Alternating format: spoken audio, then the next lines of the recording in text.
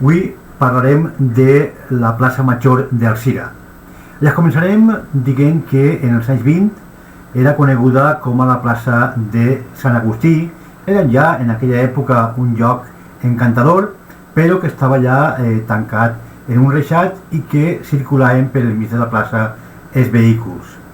El seu nom que li conferia era conegut en aquella època com el Panterre. Era com dia un racó tranquil on els alzirenys es reuniren per tal de disfrutar de l'aire fresc i la companyia dels amics. Han anat passant dècades i la plaça ha sigut testimoni de canvis significatius. Durant l'època de la República va tindre el nom d'Emilio Castelar, en honor a este il·lustre polític. No obstant això, la Guerra Civil va portar noves transformacions en la plaça, que va ser rebatejada com la plaça del Caudillo.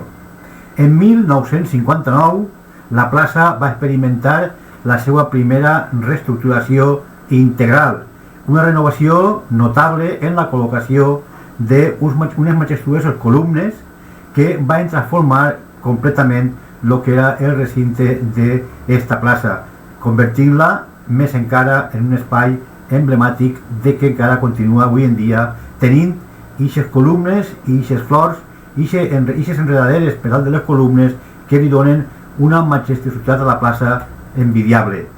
El canvi també se va iniciar i continuar com dia en els anys 60 i després ja en la dècada dels 80-90 va sofrir també una altra transformació.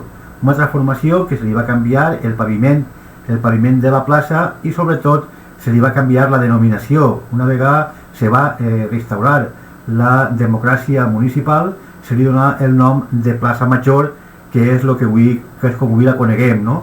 La plaça Major del poble d'Alzira. La plaça Major que és, com dia, el centre de totes i cada una de les activitats que fem en el nostre poble. S'ha posat molt de relleu aquesta plaça al llarg dels anys per ser el lloc d'encontre, com diem, i epicentro de la ciutadania alzirenya. Un lloc que al llarg dels anys ha anat passant per diverses fases i que avui es troba com algo especial per al poble d'Alzira.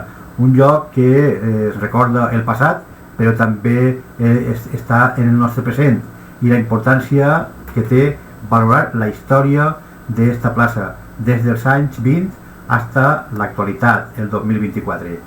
Centre neuràlgic dels alzirenys.